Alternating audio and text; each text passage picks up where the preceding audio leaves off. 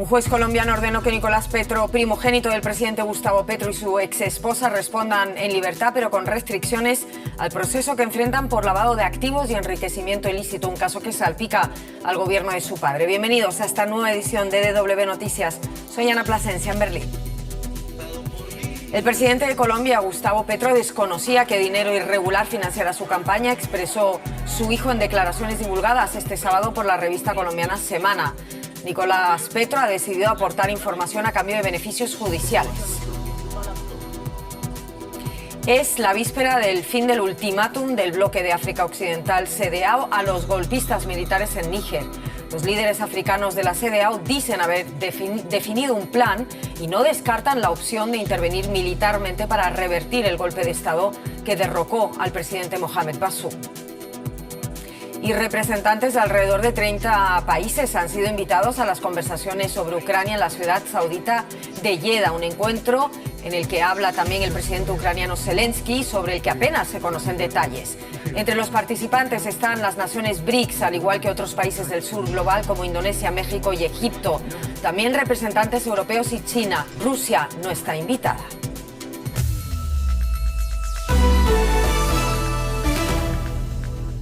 La actualidad nos lleva a Colombia y las audiencias del caso contra el hijo del presidente, que sacan a la luz los primeros pasos y revelaciones de Nicolás Petro y su expareja inmersos en tramas ilegales. Ambos harán frente en libertad, pero con restricciones al proceso por lavado de activos y enriquecimiento ilícito. Así lo decidió un juez colombiano tras el acuerdo de colaboración de Nicolás con la Fiscalía. Falta, entre otras cosas, que el hijo del presidente entregue a la justicia las pruebas que demuestren la presunta entrada de dineros a la campaña del presidente Gustavo Petro, que según Nicolás no fueron reportados ante las autoridades electorales.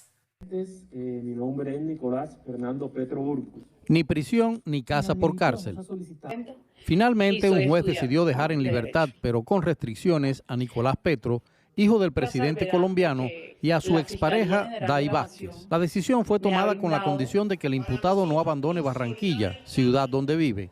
Tampoco podrá participar en eventos políticos ni tener contacto con personas vinculadas al proceso que se le sigue por enriquecimiento ilícito y lavado de activos. Razón por la que no se accede a la detención domiciliaria para el señor Petro Burgos, pero él mismo o al mismo, para proteger los fines constitucionales, peligro a la comunidad en la forma indicada, se dispondrá una previa suscripción de diligencia de compromiso, señor Petro Burgos, en relación a que usted tiene que conservar buena conducta, como la señora Vázquez Castro.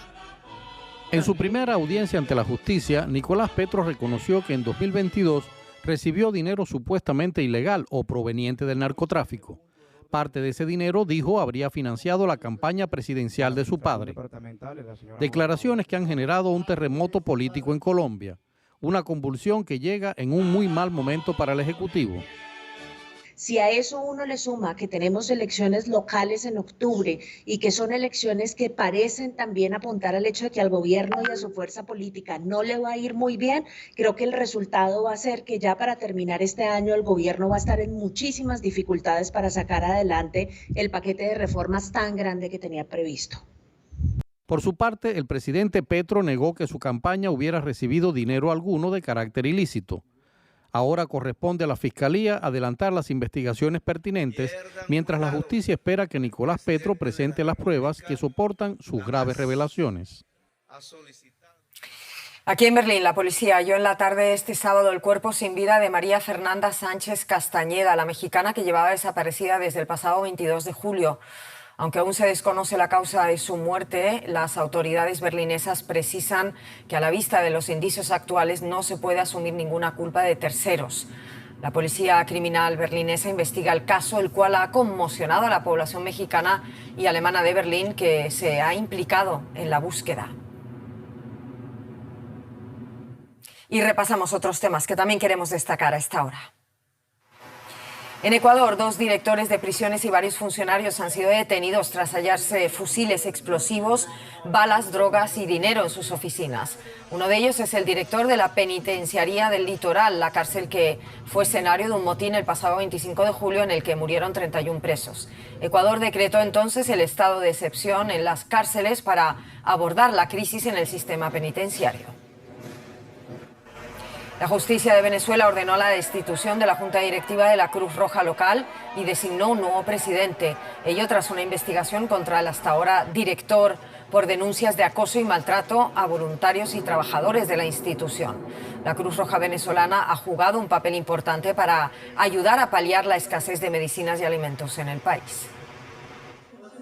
Miles de israelíes han vuelto a las calles de Tel Aviv para protestar contra la reforma judicial impulsada por el ejecutivo del primer ministro Benjamín Netanyahu. Parte de la reforma fue aprobada por el Parlamento en julio. Los críticos afirman que los cambios afectarán la independencia del Poder Judicial y debilitarán la democracia. Arabia Saudita, escenario de una reunión internacional para abordar la guerra de Ucrania y los posibles esfuerzos para restablecer la paz. Y es un encuentro sobre el que se conocen pocos detalles. El lugar en el que participan unos 30 países ha sido Jeddah, y la elección de esta ciudad en Arabia Saudita está cargada de simbolismo, ya que en mayo el presidente de Ucrania, Zelensky, se presentó por sorpresa en la cumbre allí, que la Liga Árabe, y en la que participaba por primera vez en 12 años el máximo mandatario sirio Bashar al-Assad, estrecho aliado de Moscú. Cabe destacar que Arabia Saudita no se cansa de reiterar su disposición de actuar como mediador internacional para poner fin a la guerra de Ucrania. Desde que Volodymyr Zelensky revelara su plan de paz de 10 puntos, las autoridades ucranianas conversaron con gobiernos de todo el mundo para tratar el tema. En Jeddah, Arabia Saudita, asesores de una treintena de países se reúnen para discutirlo personalmente. Uno de los principales objetivos de esta ronda de negociaciones es aclarar de qué tratan realmente estos 10 puntos, cuál es la formulación de cada uno de ellos y qué objetivos persiguen. Entre las demandas están la retirada de las fuerzas rusas y el fin de la agresión contra el país, el restablecimiento de la integridad territorial de Ucrania, la liberación de los prisioneros de guerra y de las personas deportadas a Rusia, incluidos los niños, y la creación de un tribunal especial para investigar crímenes de guerra. El plan cuenta con el firme apoyo de los aliados de Kiev. Llevamos tiempo subrayando que es crucial que Ucrania sea la protagonista cuando llegue el momento de una solución diplomática. Es importante que países que no hayan escuchado el plan por boca de Ucrania lo hagan. No todos los asistentes a Jeddah son partidarios de Kiev. India se ha mantenido neutral. El anfitrión Arabia Saudita tiene relaciones estrechas con Rusia, un importante socio comercial. China también envió un representante. Pekín publicó su propia posición sobre una solución política, pero sin detalles sobre qué considera integridad territorial. Rusia no asiste a las conversaciones. Para el Kremlin, la devolución del territorio anexionado ilegalmente está fuera de discusión. En Níger aumenta la presión de la comunidad internacional sobre los golpistas que tomaron el poder la semana pasada. La Comunidad Económica de Estados de África Occidental afirma tener un plan para ejecutar una eventual intervención militar en el país con el objetivo de revertir el golpe de Estado. La CEDEAO dio un plazo de una semana a los golpistas para restaurar en el poder al derrocado presidente Mohamed Bazoum. Dicho plazo expira en unas horas, este domingo, pero la Junta no parece dispuesta a dar un paso atrás. Argelia, país fronterizo, pide evitar el uso de la fuerza y priorizar la vía diplomática, mientras que otras naciones como Malí y Burkina Faso han asegurado que cualquier ataque contra Níger va a ser considerado como una declaración de guerra también contra ellos. Y mientras tanto, y es lo peor, la población de Níger empieza a sentir las consecuencias del golpe de Estado, con una fuerte subida de los precios de los alimentos básicos debido a las sanciones económicas impuestas por ese bloque de África Occidental. Los precios de los alimentos se disparan en Níger.